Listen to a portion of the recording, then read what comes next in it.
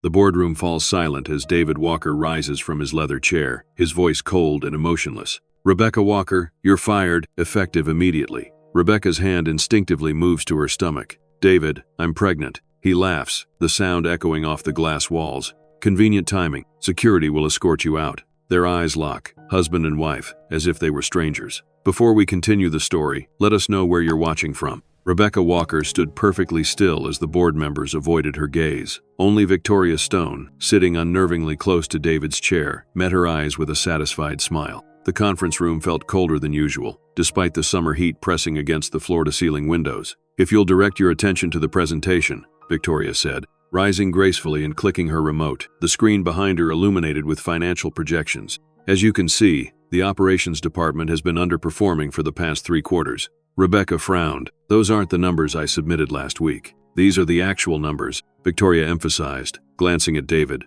who nodded in support. "Not the ones you've been doctoring to cover your declining performance." The accusation hung in the air. Board members shifted uncomfortably in their seats. "That's absurd," Rebecca said, her voice steady despite the hammering of her heart. "I can show you the original reports right now." "We've already checked your laptop," David interjected. "It found evidence that you've been manipulating data for months." He slid a folder across the polished table. "The evidence is quite clear." Rebecca didn't touch the folder. She knew whatever it contained was fabricated. Instead, she looked directly at Marcus Reynolds, their largest investor, who had always respected her business acumen. "Marcus, you know this isn't true." Marcus looked down, unwilling to meet her eyes. He'd known the Walkers for years, had been at their wedding. His silence spoke volumes. "The board has already voted," David continued, his voice detached as if addressing a stranger rather than his wife of 8 years. "Your performance has been declining, and frankly, you've been dead weight for years. The company can no longer carry you." The words struck like physical blows. Dead weight. After everything she'd built, everything she'd created, Rebecca's mind flashed to late nights coding while David networked at parties, to the initial algorithm she'd developed in their garage apartment before they even had funding. "David, we need to discuss this privately," Rebecca said, her voice low. "There are things the board doesn't know." "There's nothing to discuss," he cut her off. "Victoria has been essentially doing your job for months. The transition will be seamless." Victoria straightened, unable to hide her triumph. "The board has already approved my appointment as the new chief operating officer." Rebecca felt the room tilt slightly. This wasn't just a firing, it was a coup, and it had been planned meticulously. "David," she said, her voice barely above a whisper, "I'm pregnant." A flicker of something, surprise, perhaps even fear, crossed David's face before dissolving into a dismissive laugh. "Convenient timing," he said, eyebrow raised. "But it doesn't change anything. The decision is final." Victoria stepped forward, hand extended. "Your company access cards and laptop, please. Company policy for terminated executives." Rebecca noted how Victoria emphasized terminated, as if savoring the word. Slowly, she removed her access card from around her neck and unplugged her laptop. As she handed them over, Victoria leaned in close. "He never loved you," she whispered, her perfume overwhelming. "You were just useful until you weren't." The boardroom door opened, and 2 security guards entered. Men Rebecca knew by name, Carlos and Jim. They'd wished her happy birthday last month. Now they wouldn't meet her eyes. "Please escort Ms. Walker out of the building," David instructed, already turning back to the board. "Now, as for our next agenda item," Rebecca allowed herself to be guided toward the elevator, her mind running calculations faster than ever before.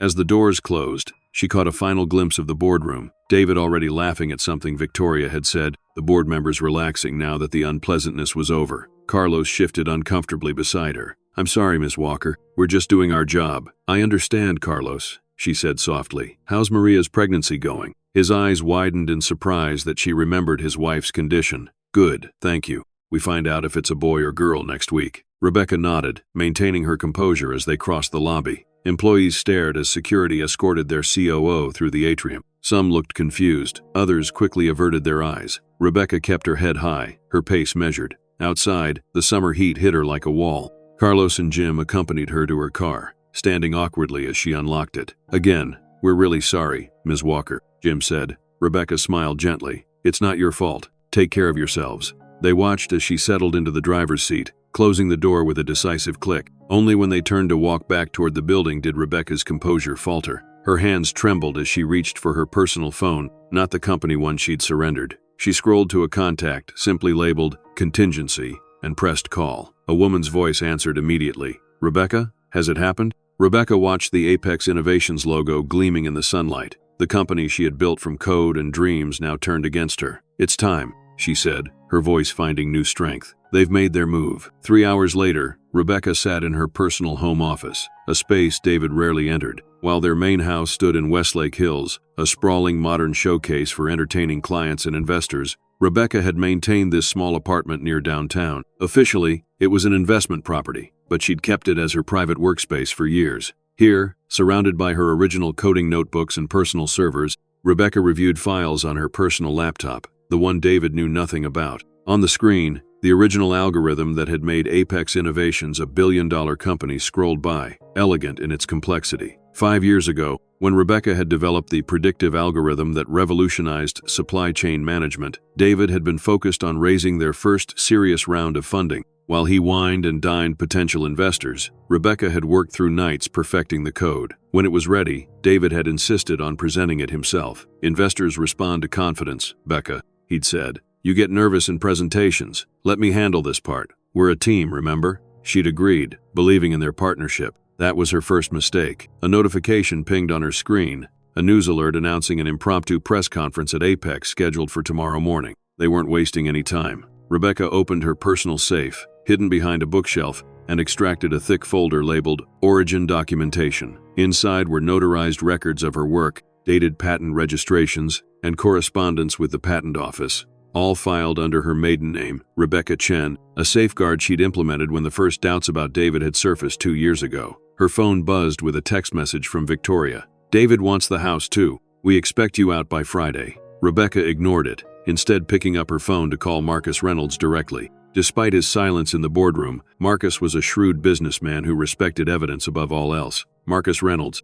he answered, his voice cautious. "We need to meet," Rebecca said without preamble. "Not about my termination, about something much bigger that affects your $100 million investment." Silence stretched for a moment before Marcus responded. "The Continental, private dining room, 1 hour." Rebecca ended the call and stood, catching her reflection in the window. She looked unchanged on the outside, the same dark hair pulled back in a practical ponytail, the same determined set to her jaw. But something fundamental had shifted inside her. She placed a protective hand over her still flat stomach. "They have no idea what they've done," she whispered to herself and her unborn child. The Continental's private dining room offered the discretion that Austin's business elite required. Marcus Reynolds was already seated when Rebecca arrived, a scotch sitting untouched before him. At 62, Marcus had the weathered look of someone who'd built and lost fortunes before finding lasting success. He'd been the first major investor to back Apex. "You're taking this surprisingly well," he observed as Rebecca sat down, declining the waiter's offer of wine with a subtle hand over her stomach, a gesture Marcus didn't miss. "I've been prepared for something like this for 18 months, Rebecca replied once they were alone. "Ever since Victoria arrived and David started changing." Marcus leaned forward. "What exactly am I here to see, Rebecca?" David presented compelling evidence. "Fabricated evidence," she interrupted, opening her leather portfolio. "But that's not why I called you here." She slid across the first document, her original patent filing for the algorithm that formed Apex's foundation. "This was filed 3 months before Apex was even incorporated," she explained. "Under my maiden name, Rebecca Chen." Marcus studied the document, his expression unchanging, though his eyes sharpened with interest. "Keep going," he said. Rebecca placed a second document beside it, the licensing agreement she'd created, allowing Apex to use her intellectual property. An agreement David had signed but clearly forgotten about or assumed was meaningless. "I created Apex's core technology before we were married," Rebecca continued. "David was focused on the business plan and fundraising, things he excels at. I handled the technology. We agreed it was a partnership." Marcus examined the licensing agreement carefully. "Why didn't you ever speak up? You let him take all the credit in every investor presentation, every media interview." Rebecca's eyes reflected a mixture of regret and resolution. "I believed in our partnership more than my ego. That was my mistake." She laid out more documents, email chains showing her explaining the technology to David, early test results, and her notebooks with the original code concepts. "But there's more," she continued, producing financial records. "These show discrepancies between the actual company performance and what's been reported to the board." Marcus's expression darkened as he reviewed the numbers. "These suggest systematic manipulation of financial reports," Rebecca finished for him. "Started around the time David brought Victoria in. The company is performing significantly worse than you've been told." Marcus set down the documents, his face grim. "The board needs to see this immediately." Rebecca's phone buzzed with a news alert. She turned the screen for Marcus to see. "Apex Innovations announces emergency press conference. CEO David Walker to address company restructuring. He's moving faster than I anticipated, Rebecca said. Marcus was already reaching for his phone. I can stall the press conference. No, Rebecca said firmly. Let him talk. Let them both talk. Her calm certainty gave Marcus pause. What are you planning? Rebecca gathered her documents carefully. Justice, Marcus. Nothing more, nothing less. As they prepared to leave, Marcus asked the question that had clearly been bothering him since the boardroom. The pregnancy. Is it real? Rebecca met his gaze steadily. Yes, 12 weeks. David and I had been trying for years. She paused. He was more interested in the heir to his company than in being a father. Outside, Marcus's driver held the door for them. Before Rebecca could step toward her own car, Marcus stopped her. What do you need from me right now? Rebecca considered the question carefully. Just be ready to move quickly tomorrow, and perhaps warn your fellow board members to have their lawyers present for the press conference. As Rebecca drove away, she allowed herself the first real smile since the boardroom. Phase 1 was complete, the groundwork laid. Tomorrow would bring the next stage of her carefully orchestrated response to betrayal. Dawn found Rebecca preparing methodically in her apartment. She'd slept surprisingly well, the clarity of purpose washing away the emotional turmoil of the previous day. On her television, financial news anchors speculated about the sudden press conference at Apex. Sources suggest major leadership changes at tech darling Apex Innovations, the anchor reported. The company's stock is up 2% in pre-market trading on rumors that co-founder and COO Rebecca Walker may be stepping down. Rebecca allowed herself a small, knowing smile. The stock would not be up for long. Her phone rang. Eliza Winters, her personal attorney and old college roommate. I've reviewed everything, Eliza said without preamble. Your documentation is impeccable. The patent office has confirmed your filings predate Apex's incorporation. The emergency injunctions are ready to file with one word from you. Thank you, Rebecca replied. Is Judge Hamilton available today? He's on standby. He owes me after that charity auction fiasco last year. Rebecca nodded to herself. Wait for my signal. I want to see what story they tell first. After ending the call, Rebecca dressed with particular care, choosing a structured navy dress that projected authority without drawing attention to her still-hidden pregnancy. As she fastened her grandmother's pearl earrings, she thought of the family legacy they represented, generations of strong women who had faced adversity with dignity. At precisely 9 a.m., Rebecca settled onto her couch, laptop open beside her, and turned up the volume on the television. The Apex logo filled the screen as cameras showed the company's press room. The empty podium waited, backdrop artfully arranged to highlight the company's achievements, many of which were Rebecca's work. David strode out confidently, Victoria 2 steps behind him. Rebecca noted that Victoria had chosen a dress remarkably similar to ones Rebecca often wore for press appearances, a subtle but clear message about replacement. Good morning, David began, his practiced charm on full display. Thank you for joining us on short notice. As Apex Innovations continues its trajectory of growth and innovation, we occasionally need to make difficult leadership decisions to ensure our continued success. Rebecca opened her laptop, fingers poised over the keyboard. It is with regret that I announce the departure of Rebecca Walker from her position as Chief Operating Officer, David continued, his expression a masterful blend of professional concern and personal regret. Rebecca has been instrumental in Apex's early development, but as companies evolve, leadership needs change. Rebecca typed a single word to Eliza, now. On screen, David continued his carefully constructed narrative. While we had hoped to manage this transition smoothly, recent events have necessitated immediate action. Rebecca has been experiencing personal difficulties that have affected her professional judgment. Victoria stepped forward, placing a supportive hand on David's arm, a gesture calculated to appear compassionate while suggesting intimacy. It's with great sadness that we've had to address increasingly erratic behavior, David added, his voice lowered as if sharing a difficult confidence. We've tried to handle this privately, but Rebecca's condition has made that impossible. Rebecca's eyes narrowed, the unstable woman narrative, exactly as she'd predicted. I'm pleased to announce that Victoria Stone will be stepping into the role of Chief Operating Officer, David continued, turning to smile at Victoria. Her exceptional work as my executive assistant has demonstrated her readiness for this responsibility. Victoria stepped to the microphone. I'm honored by the trust placed in me, and while these circumstances are unfortunate, I'm committed to building on the foundation Rebecca helped establish. Rebecca smiled coldly at the calculated humility. On her laptop screen, a message from Eliza appeared. Injunctions filed. Judge Hamilton signing now. On television, a reporter stood. Mr. Walker, can you elaborate on Ms. Walker's condition and erratic behavior? David adopted a pained expression. Out of respect for Rebecca, I'd prefer not to detail the specific incidents. This is a personal matter as well as professional. He was interrupted by the buzz of phones throughout the press room, journalists receiving a breaking news alert simultaneously. A reporter in the front row looked up from her phone, eyes wide. "Mr. Walker, we're receiving reports that emergency injunctions have just been filed prohibiting Apex Innovations from using proprietary algorithms and software. The filings claim these technologies are actually owned by Rebecca Chen, Ms. Walker's maiden name, and were only licensed to Apex. Can you comment?" The camera caught David's momentary freeze, the flicker of panic before he recovered. "I'm not aware of any such filings. This sounds like unfortunate confusion." Another reporter cut in. "The injunctions include documentation showing Ms. Chen patented the core technology before Apex was incorporated. Does this mean Apex has no legal right to its primary products?" The press room erupted with questions. Victoria leaned toward David, whispering urgently. His composure visibly cracked as he glanced down at his own phone, now flooding with alerts. "We'll need to review these claims before commenting further,"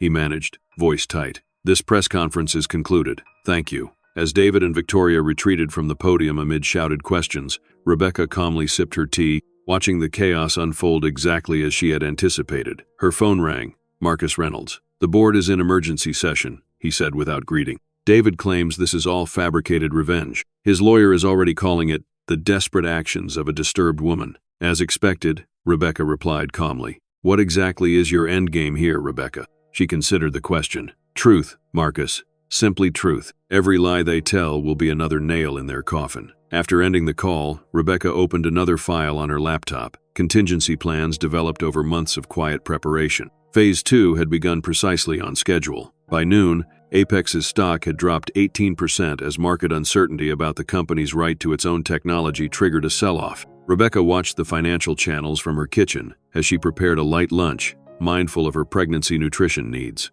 Her phone hadn't stopped ringing. Board members, company executives, even old college friends now working in tech journalism. She answered none of them, instead sending the same text response. "I will address all questions tomorrow." The waiting was strategic. Let David and Victoria scramble. Let them make more mistakes. A knock at her door broke her concentration. Rebecca approached cautiously, checking the security camera on her phone. To her surprise, Victoria Stone stood in the hallway, alone and looking considerably less composed than she had at the press conference. Rebecca opened the door but blocked the entrance. "This is unexpected." Victoria's perfect makeup couldn't hide her agitation. "Can I come in? I need to talk to you. Away from David. Away from everyone." "Why would I trust anything you have to say?" "Because I have information you need." Victoria's voice dropped. "And because he's betrayed us both." Against her better judgment, Rebecca stepped aside, allowing Victoria into the apartment but keeping her in the small entry hall. "5 minutes," Rebecca said coldly. Victoria glanced around, noting the space that David knew nothing about. "He doesn't know about this place, does he?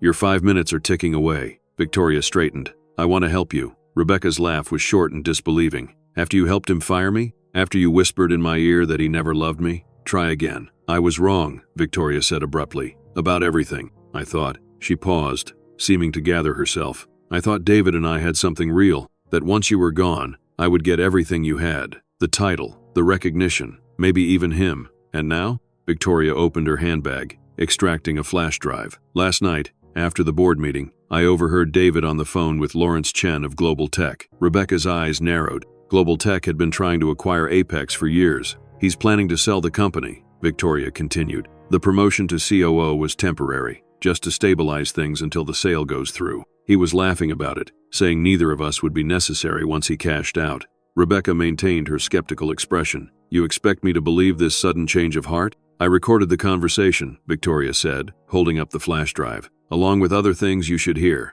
I wanted your position, not your humiliation." He went too far. Rebecca made no move to take the drive. "Why would you turn on him now?" "Because I finally realized I'm just another tool to him, just like you were." Victoria's polished veneer cracked slightly. "And because what he said about your pregnancy was unforgivable." Rebecca considered Victoria carefully. This could be an elaborate trap, David sending Victoria to gather information or plant false evidence. But the fear in Victoria's eyes seemed genuine. "If this is some kind of setup, it's not," Victoria interrupted. "Test the files. Verify them however you need to. I can get more evidence if you need it." Rebecca finally took the flash drive, though she had no intention of inserting it into any of her computers without thorough security scanning. "If what you're saying is true," Rebecca said carefully, "what exactly are you hoping for here?" Victoria's answer came without hesitation. "Protection. When this all comes crashing down, I don't want to be collateral damage. I have texts and emails showing David instructed me to alter financial reports. I was following orders. Not exactly an innocent bystander.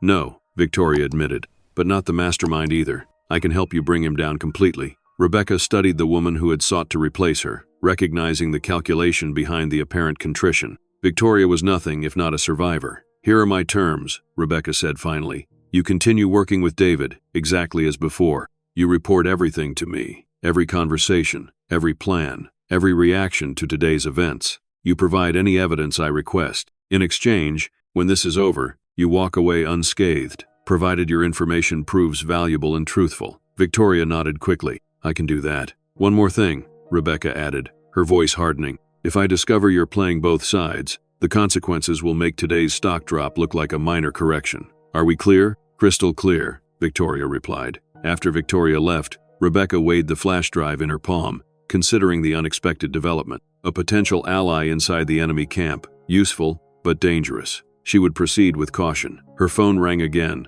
Her doctor's office. This call, she answered. Mrs. Walker? Dr. Lou here. Just calling to confirm your blood work looks excellent, and your pregnancy is progressing beautifully. Would you like to know the gender? It was detectable in your latest tests. Rebecca placed a hand protectively over her stomach, reminded of what was truly at stake beyond corporate power plays. Yes, she said softly. I would like to know. As the doctor shared the news, Rebecca smiled genuinely for the first time that day. She had even more motivation now to ensure that justice prevailed, not just for herself, but for the daughter she now knew she carried. Now, she whispered after ending the call, the real game begins. Rebecca had underestimated David's surveillance measures. Less than 3 hours after Victoria left her apartment, Rebecca's secure phone, the one only 5 people had the number for, rang with David's distinctive tone. Sending my mistress to spy for you? David's voice was eerily calm. I expected better strategy from you, Becca. Rebecca felt a chill but kept her voice steady. Hello, David.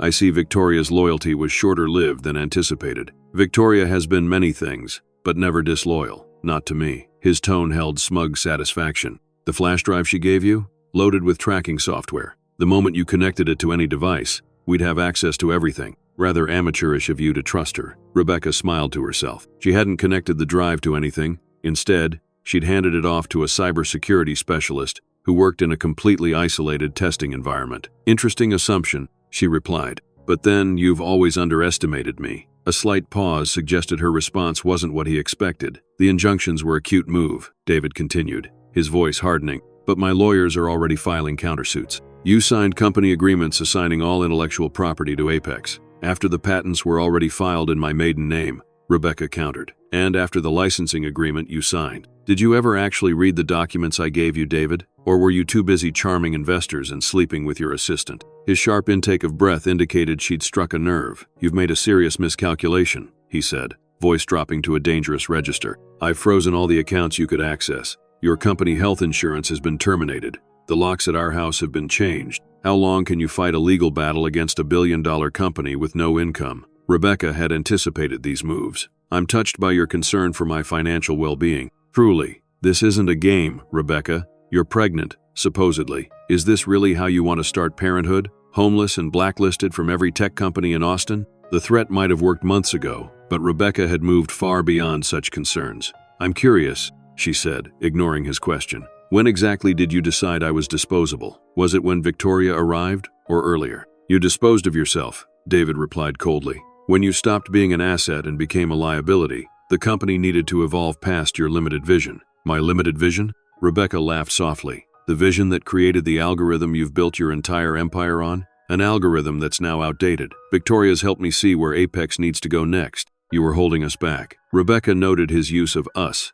confirming her suspicions about their relationship. I have a board meeting in 5 minutes, David said, his tone shifting to dismissive. Here's what's going to happen. You'll withdraw the injunctions, sign a quiet resignation letter, and take a reasonable settlement. In exchange, I won't destroy whatever reputation you have left in the industry. And if I refuse, then I'll make sure the world knows about your mental health struggles, your obsessive jealousy, and how you tried to sabotage the company out of spite. Who do you think they'll believe? The successful CEO with a track record of growth, or the unstable wife who couldn't handle being replaced, professionally and personally? The threat hung in the air, revealing the depth of David's willingness to destroy her. I'll consider your generous offer, Rebecca said, her voice betraying nothing of her thoughts. "You have until 9 a.m. tomorrow," David stated. "After that, things get very ugly, very publicly." After he hung up, Rebecca sat motionless, processing the conversation. David was showing his true nature now, the ruthlessness he'd always kept hidden beneath charm and apparent partnership. Her phone buzzed with a text from an unknown number. "Meeting compromised.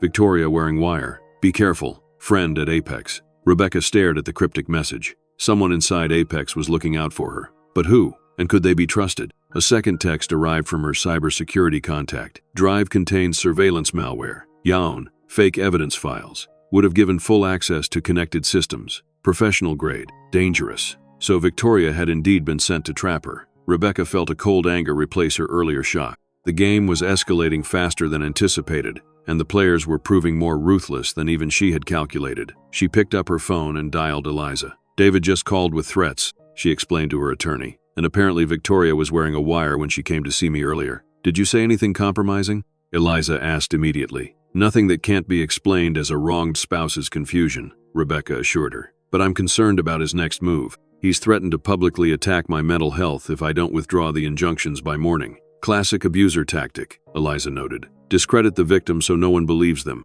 But we expected this." "Yes," Rebecca agreed. "But I'm worried about accelerated timelines. A contact just messaged that David's meeting with the board right now. What if he's pushing through the global tech sale before we can stop him? He can't sell without board approval, and Marcus Reynolds will stall any vote," Eliza reminded her. "More concerning is your safety. If he's desperate enough to try entrapment, what else might he do?" Rebecca thought of the daughter she carried, David's daughter, though he seemed uninterested in that reality. "I need to move to the contingency location," she decided, "and we need to accelerate our timeline. Can you set up an emergency hearing with Judge Hamilton for first thing tomorrow?" "Already working on it," Eliza confirmed. "And Rebecca, don't be alone tonight. David knows where your apartment is." After ending the call, Rebecca packed quickly. Essential documents, clothes, her backup laptops and drives. Everything else was replaceable. As she loaded her car in the underground garage, she felt a strange prickling sensation at the back of her neck. Looking up, she caught a glimpse of movement near the garage entrance. A dark sedan pulling away too quickly.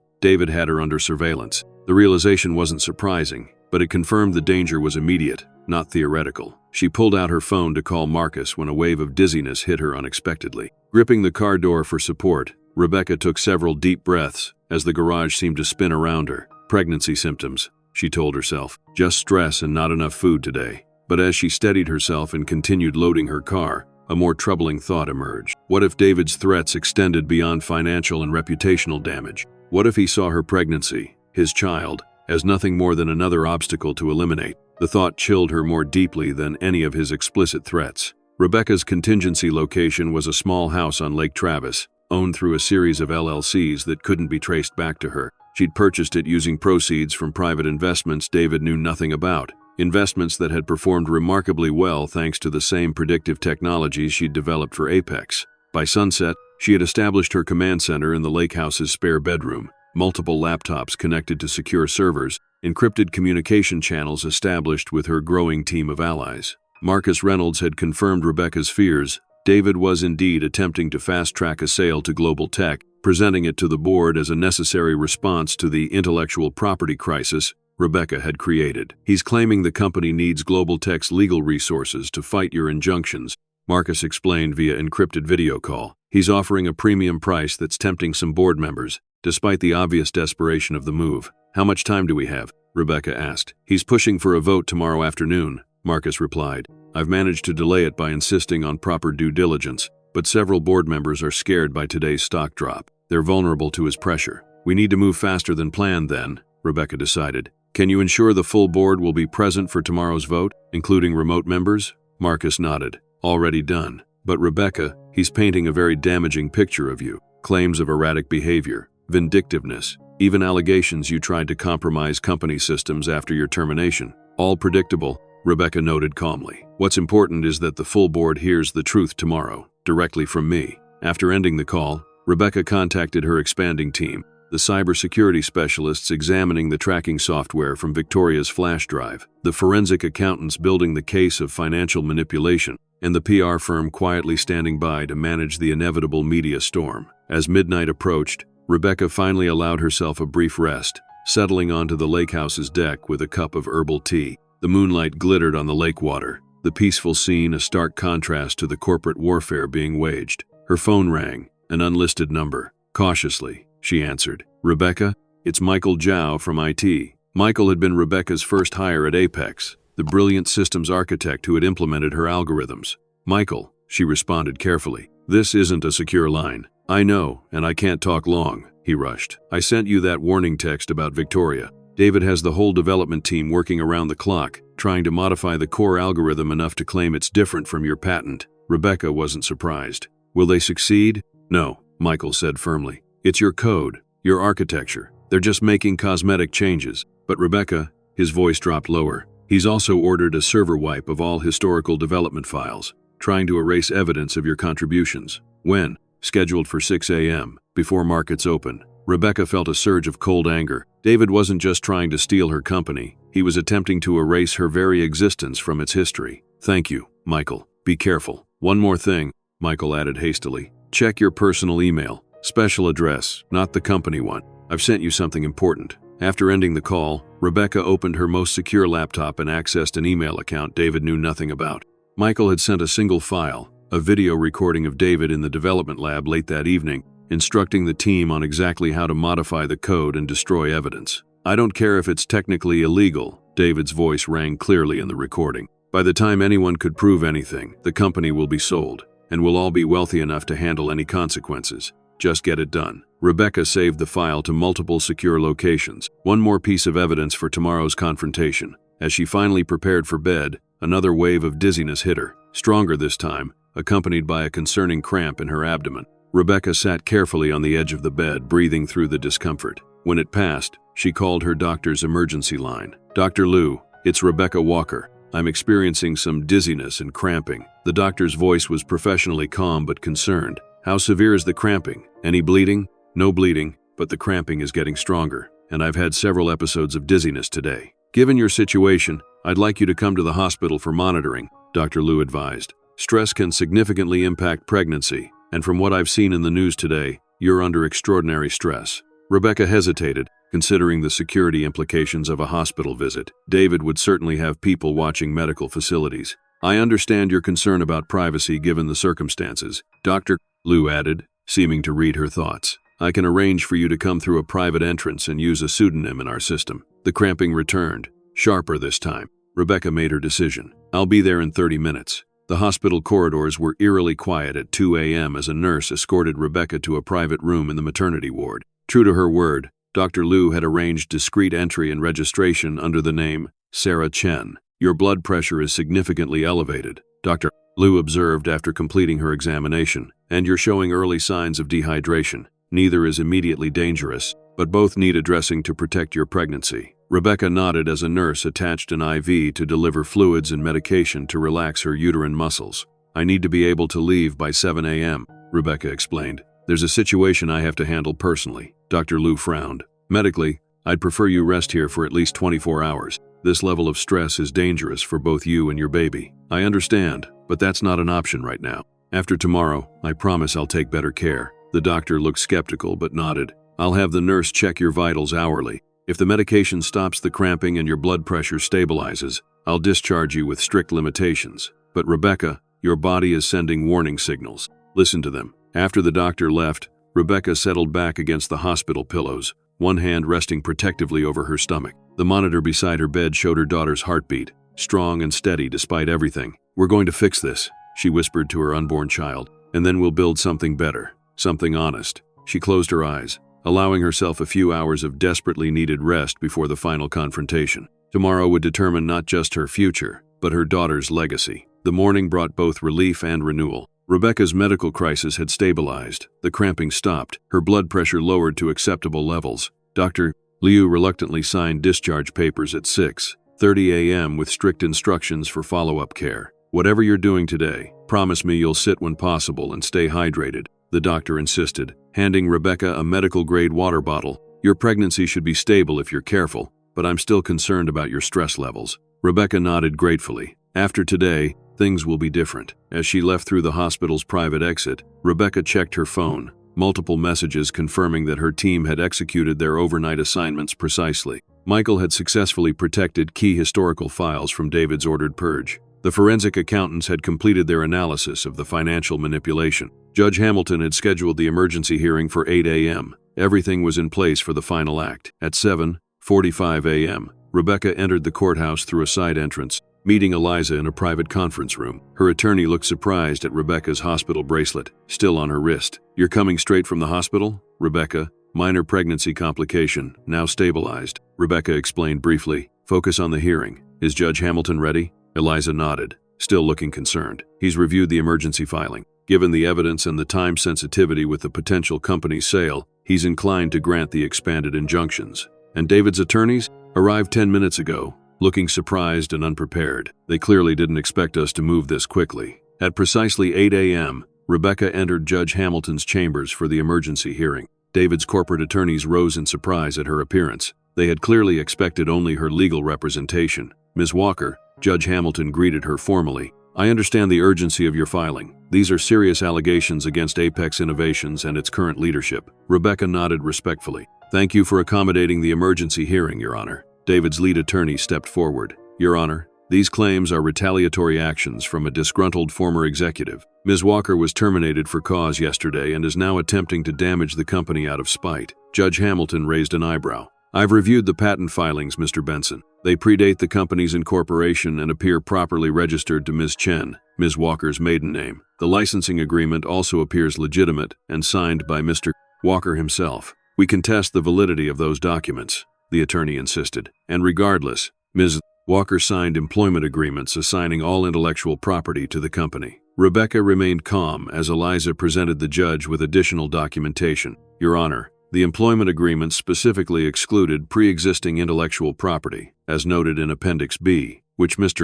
Walker himself initialed." The judge reviewed the documents carefully, then looked up at David's attorneys. "These appear to be in order. Do you have evidence contesting the timeline of development or the exclusion clause?" The attorneys exchanged uncomfortable glances. "We'll need time to prepare a full response, Your Honor." "Unfortunately, time is precisely what's at issue here," Judge Hamilton noted. "I understand Apex has scheduled a board vote today regarding a potential sale to Global Tech, a sale that would transfer rights to the disputed intellectual property." Rebecca spoke carefully. "Your Honor, we're not asking for a final ruling today, only an expanded temporary injunction preventing the sale or transfer of the disputed technology until ownership can be properly determined." Judge Hamilton considered the request, then turned to David's attorneys. "Your response?" The lead attorney straightened. "Your Honor, delaying this strategic transaction could cause irreparable harm to Apex Innovations. The stock has already dropped 18% due to Ms. Walker's initial actions.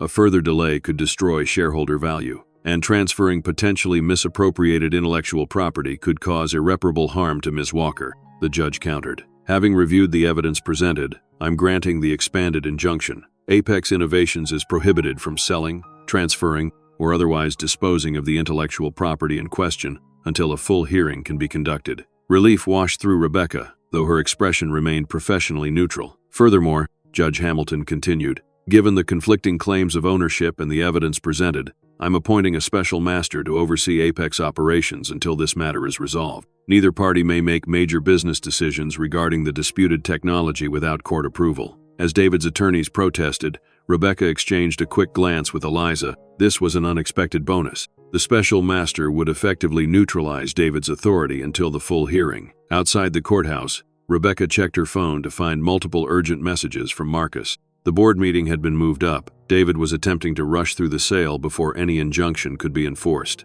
"We need to get to Apex immediately," Rebecca told Eliza, already moving toward the car. "He's making his final move." The Apex Innovations headquarters gleamed in the morning sun as Rebecca's car pulled up to the private executive entrance. Her hospital bracelet remained on her wrist, a deliberate choice, a visible reminder of what David's actions had cost her. Marcus Reynolds was waiting by the private elevator, his expression grim. "David's presenting the sale as a done deal," Marcus explained as they entered the elevator. "He claims the legal issues are minor and can be handled after closing." Several board members are wavering. "Has he mentioned the expanded injunction?" Rebecca asked. "No, I don't think he knows yet." Rebecca nodded, checking her phone one last time before putting it away. "Is Victoria there?" "Front and center, backing every word David says." The elevator doors opened directly into the executive floor, where the boardroom stood behind glass walls. Through them, Rebecca could see David at the head of the table, gesturing emphatically while Victoria stood supportively behind him.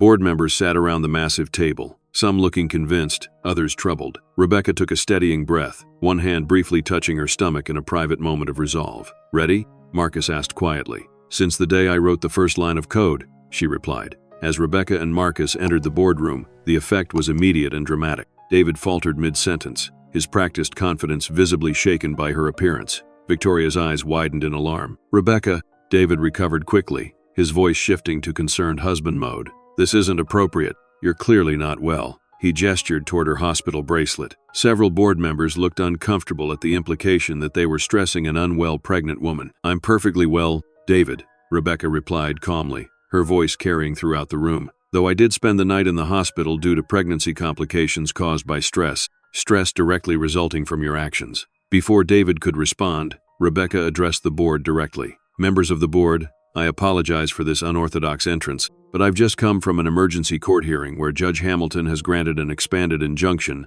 that specifically prohibits the sale you're currently discussing." She handed copies of the court order to Marcus, who distributed them around the table. "This is absurd," David interjected, his composure cracking. "She's trying to destroy the company out of spite." Rebecca remained steady. "The court has also appointed a special master to oversee Apex operations until the ownership dispute is resolved. Any vote today to sell the company would be in direct violation of a federal court order." Board members exchanged concerned glances, legal counsel leaning in to whisper urgently to the chairman. David slammed his hand on the table. "This is a delaying tactic, nothing more. Her claims have no merit, and our attorneys will have this injunction lifted by tomorrow." "Perhaps," Rebecca acknowledged, "but global tech won't proceed with a transaction clouded by such significant legal uncertainty, especially when they learn about the financial irregularities." A tense silence fell over the room. "What financial irregularities?" asked Catherine Westbrook, the audit committee chair. Rebecca nodded to Marcus, who distributed another set of documents.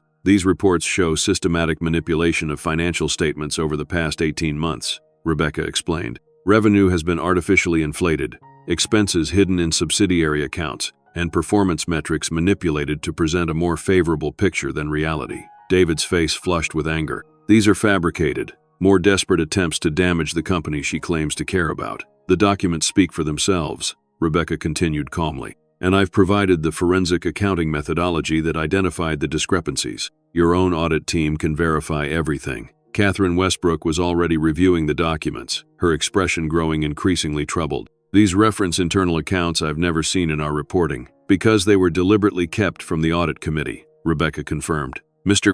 Reynolds has access to the complete records as a major investor who conducted his own due diligence." Marcus nodded gravely. "I've verified the discrepancies independently. They're real, and they're significant." David's confident facade was crumbling visibly. "This is a coordinated attack on the company. Rebecca was terminated for cause. She has no standing here." "About that termination," Rebecca responded, her voice cooling, "I think the board should understand exactly what happened." She placed a USB drive on the table. "This contains evidence that I created Apex's core technology before the company existed, properly patented it, and licensed it to Apex. It also contains documentation of my contributions to every major technological advancement this company has produced." David stepped toward her, his voice dropping to a threatening whisper. "You need to leave, now." Rebecca stood her ground. "I'm not going anywhere, David. Not this time." Victoria suddenly moved forward, placing a restraining hand on David's arm. "David, maybe we should take a break and consult with legal counsel privately." The gesture was telling,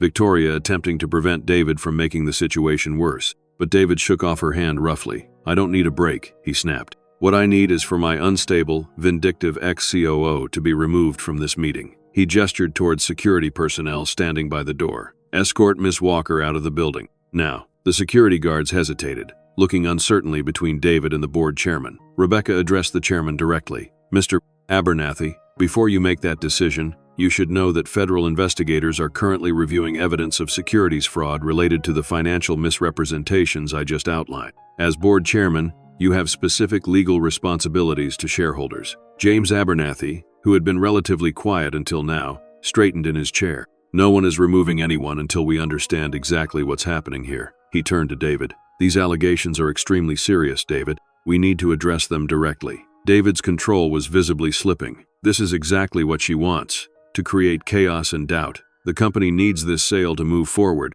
Global Tech has given us a deadline that conveniently prevents proper due diligence, Rebecca noted. "Why the rush, David?" What are you afraid global tech will find if they look too closely? Before David could respond, the boardroom door opened and a woman in a dark suit entered, followed by two men in similar attire. Federal Bureau of Investigation, she announced, showing identification. I'm Special Agent Keller. We have a warrant to seize specific financial records and electronic devices related to an ongoing investigation into securities fraud at Apex Innovations. The boardroom erupted in shocked murmurs. David stared at Rebecca with naked hatred. You called the FBI? He demanded. I provided evidence of potential federal crimes to the appropriate authorities. Rebecca corrected calmly, as any responsible corporate officer would do. David's composure finally shattered completely. He lunged toward a nearby laptop, presumably containing incriminating information. No one touches anything until our attorneys arrive, he shouted, attempting to access the computer. An FBI agent moved quickly to intervene.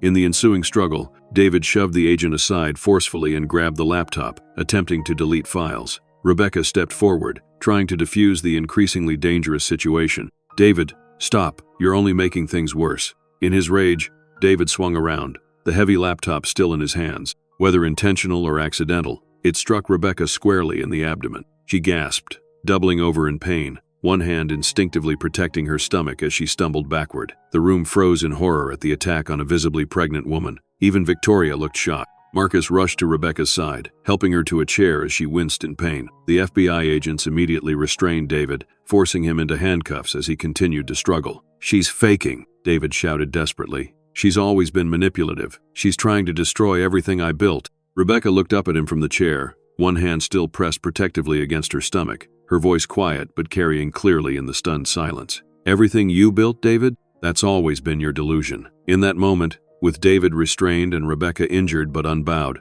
the power dynamic shifted irrevocably. Board members who had been uncertain now looked at David with open disgust. Victoria stepped forward unexpectedly. I have information relevant to your investigation, she told Agent Keller, including documentation of financial manipulations I was instructed to perform. David's eyes widened in disbelief. Victoria, what are you doing? Victoria didn't look at him, choosing the right side. Finally, as medical personnel arrived to check on Rebecca, Agent Keller approached her carefully. Miss Walker, do you need to return to the hospital? Rebecca winced as the paramedic checked her vital signs but shook her head. Not yet. There's something the board needs to see first. Despite protests from the medical staff, Rebecca insisted on addressing the board one final time. With Marcus's support, she stood carefully, facing the shocked directors. What you've witnessed today is the culmination of a deliberate campaign to erase my contributions and steal what I built, she said, her voice steady despite her pain. But it's also an opportunity for Apex Innovations to begin again with integrity. She nodded to Marcus,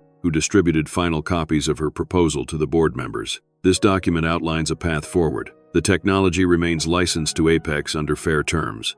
I return as Chief Innovation Officer, a proper governance structure with transparent financial reporting, and a corporate culture that values contribution over credit taking. Board members reviewed the document in silence, the stark contrast between Rebecca's composed leadership and David's violent outburst impossible to ignore. Chairman Abernathy was the first to speak. I move that we immediately suspend David Walker from all corporate duties pending investigation, and that we empower a special committee to evaluate Ms. Walker's proposal in detail. The vote was unanimous, even from board members who had been David's strongest supporters minutes earlier. As David was led away by federal agents, still shouting accusations, Rebecca finally allowed the paramedics to help her to a waiting ambulance. The pain in her abdomen had intensified, raising concerns about her pregnancy. Victoria approached hesitantly as Rebecca was being settled on the stretcher. I'm truly sorry, she said quietly. For everything. Rebecca studied the woman who had been both adversary and unwitting ally. Actions have consequences, Victoria. Remember that in whatever you do next. As the ambulance doors closed,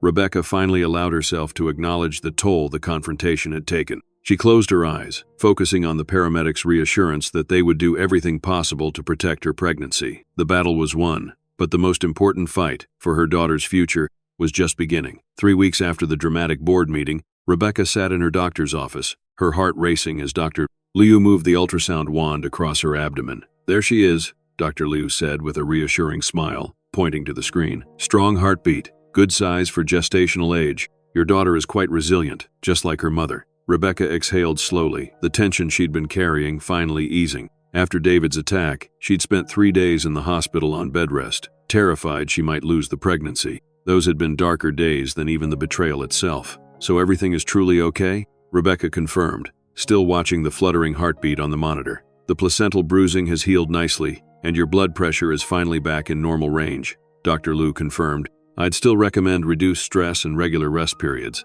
but your pregnancy appears stable. You and your daughter weathered the storm." As Rebecca left the medical building, she felt a renewed sense of purpose. The past weeks had been a whirlwind of legal proceedings, board meetings, and restructuring plans, all conducted from her hospital bed initially, and then from home under doctor's orders. David remained in federal custody, denied bail due to flight risk, after investigators discovered offshore accounts and a planned exit strategy. The charges he faced were substantial: securities fraud, financial misrepresentation, assault, and attempted destruction of evidence. Victoria had indeed provided crucial testimony, receiving limited immunity in exchange for her cooperation. Rebecca's phone chimed with a message from Marcus. "Board approved the final restructuring plan. Unanimous vote. Ready when you are." She smiled, texting back. Meeting them at 2 p.m. The Apex, soon to be renamed, headquarters looked different to Rebecca as her car pulled up to the main entrance rather than the executive access she'd used before. Employees stopped to watch as she walked through the atrium, her pregnancy now visibly showing at 16 weeks.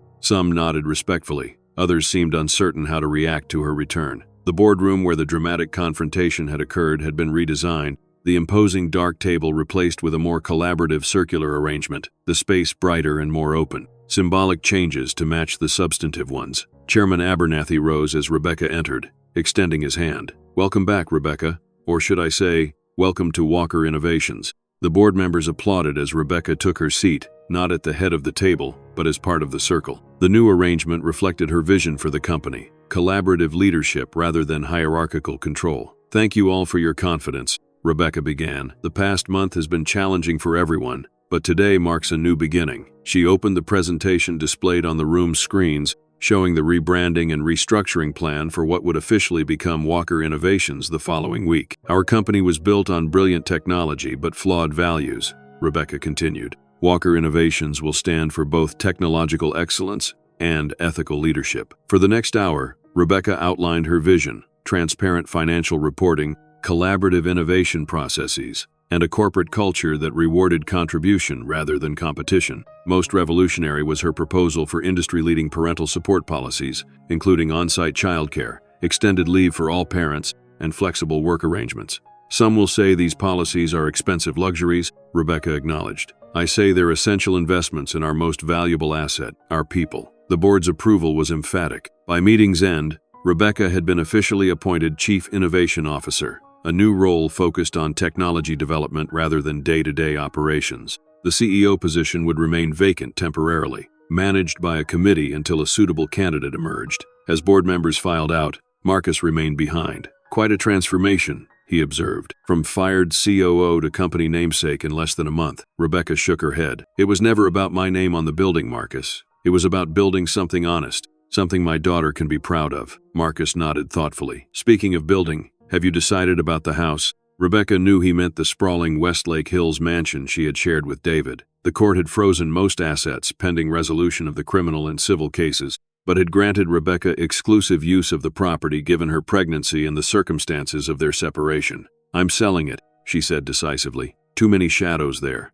I found a place closer to the office, with a garden and good schools nearby." As Rebecca gathered her materials, a notification appeared on her tablet: David's attorney requesting a meeting to discuss settlement terms. "He's finally realizing the strength of the case against him," Marcus noted, glimpsing the message. Rebecca closed the notification without responding. There will be time for that. Today is about looking forward, not back. The following weeks brought rapid change. As Walker Innovations emerged from the ashes of Apex, the rebranding became official 6 weeks after the boardroom confrontation, marked by a modest ceremony that emphasized substance over spectacle. Rebecca had insisted there be no glorification of any individual, including herself. The company's new values statement prominently featured collaborative innovation and transparent leadership as core principles. While the legal proceedings against David continued, Rebecca focused entirely on rebuilding the company culture and stabilizing the technology pathway. The expanded engineering team, now free to acknowledge their actual contributions, flourished under the new recognition system. Michael Zhao, the IT director who had helped protect critical files during David's attempted purge, had been promoted to Chief Technology Officer. Under his leadership, the development team was both more productive and more collaborative than ever before. By Rebecca's 6th month of pregnancy, Walker Innovations had recovered much of its stock value and secured several major new contracts. Industry analysts who had initially predicted doom after the scandal now pointed to the company as a model of effective crisis management and ethical restoration. Rebecca's doctor had finally cleared her for limited travel, allowing her to meet with key clients and partners. At one such meeting in New York, she found herself unexpectedly face-to-face with Victoria Stone in the hotel lobby. Victoria looked different, the polished perfection replaced by a more authentic presentation, her expression wary as she recognized Rebecca. "I didn't know you were staying here," Victoria said carefully. "I can go elsewhere." Rebecca studied the woman who had been both instrument and victim in David's machinations. The federal prosecutor had confirmed that Victoria had provided valuable testimony, though she still faced professional consequences for her actions. "That's not necessary," Rebecca replied. "Are you working in New York now?" Victoria nodded. "A small consulting firm, entry-level position, but it's a fresh start." An awkward silence stretched between them before Victoria spoke again. "I want you to know, I'm genuinely sorry," she said, her voice lower, "not just for the professional betrayal, but for the personal one. I believed what he told me about you, that you were cold, calculating, holding him back. I never questioned why he might say those things." Rebecca considered her response carefully. "We all made choices, Victoria. Yours were wrong, but so were some of mine. I chose to let David take credit rather than insisting on recognition. I chose partnership over standing up for myself. We learn and move forward." Victoria looked surprised at the lack of continued anger. "How is your pregnancy progressing?" "Well now," Rebecca replied, one hand resting briefly on her rounded abdomen. "She's quite active, especially during board meetings." A ghost of a smile crossed Victoria's face. "She'll be a force to be reckoned with, I imagine." "That's the plan," Rebecca confirmed. As they parted, Rebecca felt an unexpected sense of closure. One more chapter of the painful past completed. At 7 months pregnant, Rebecca stood on the podium at the New York Stock Exchange, the ceremonial bell in front of her. Walker Innovations was being relisted after completing its restructuring and rebranding, a symbol of corporate resurrection that had captured the business world's attention. Beside her stood Marcus Reynolds and the newly appointed CEO, Janet Kimura, formerly of Microsoft, selected for both her technical brilliance and her commitment to ethical leadership. With 10 seconds until the opening bell, we're joined by Rebecca Walker, founder and chief innovation officer of Walker Innovations. The NYSE official announced. Walker Innovations rose from corporate scandal to become a model of transparent leadership and technological innovation. As Rebecca rang the bell, cameras flashed and the trading floor erupted in applause. The company's stock opened 15% above its projected price,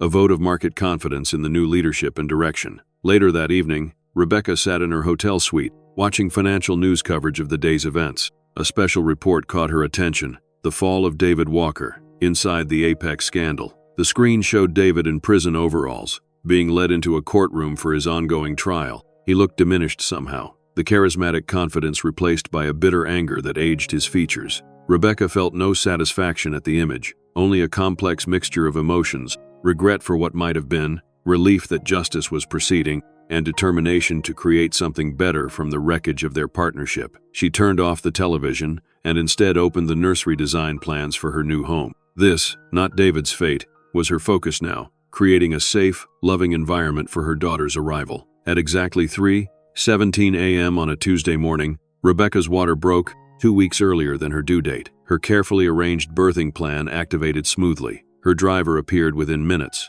Her doctor was notified, and the hospital's private entrance was ready when she arrived. What Rebecca hadn't planned was the welcoming committee that formed in the hospital waiting room over the next hours. Marcus arrived first, followed by Janet Kimura and Michael Zhao. Board members appeared with flowers and well wishes. Even Catherine Westbrook, once David's strongest supporter on the board, came to offer her support. After 8 hours of labor, Rebecca Walker gave birth to Eliza Chen Walker, 7 pounds, 2 ounces, with a strong cry and her mother's determined expression. When the nurse asked if she wanted visitors, Rebecca surprised herself by agreeing. She had expected to want privacy, but something about the day called for community, for witnessing this new beginning together. Marcus entered first, his usually stoic expression softening at the sight of Rebecca holding her daughter. "She's perfect," he said simply. "She is," Rebecca agreed, then added with a smile, "and already showing signs of good judgment." She waited to arrive until after the Westcorp contract was signed. One by one, the small group of visitors who had become Rebecca's unexpected support system came to welcome Eliza. They represented something Rebecca hadn't anticipated in her meticulous planning, a corporate family formed through crisis and redemption. Janet Kimura was the last to visit,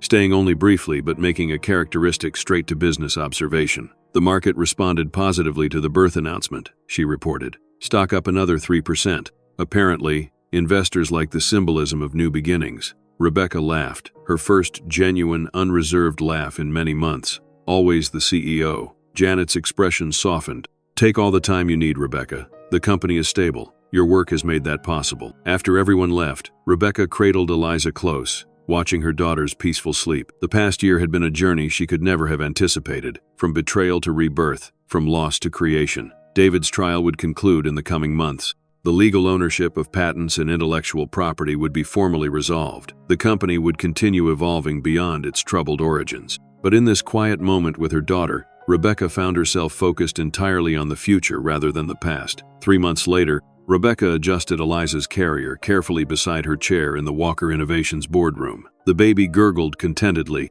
wide eyes taking in the colorful abstract paintings that had replaced the stern portraits of corporate leaders. The company's first post-restructuring quarterly earnings report had exceeded all projections. The implementation of Rebecca's parental support programs had attracted top talent from competitors. And most significantly, the corporate culture had transformed, collaborative innovation replacing competitive credit-seeking. The numbers speak for themselves, Janet Kimura concluded her presentation to the board. But perhaps more telling are the qualitative measures. Employee satisfaction up 47%, voluntary turnover down 62%, innovation submissions increased by 84%. Rebecca listened with satisfaction, occasionally glancing at Eliza, who had become the unofficial mascot of board meetings. The on-site childcare center, Eliza's first, had opened last week, already at capacity with a waiting list forming. As the meeting concluded, Chairman Abernathy raised one final agenda item, the settlement offer from David Walker's attorneys, he noted. They're proposing to relinquish all claims to company ownership in exchange for dropping certain civil charges.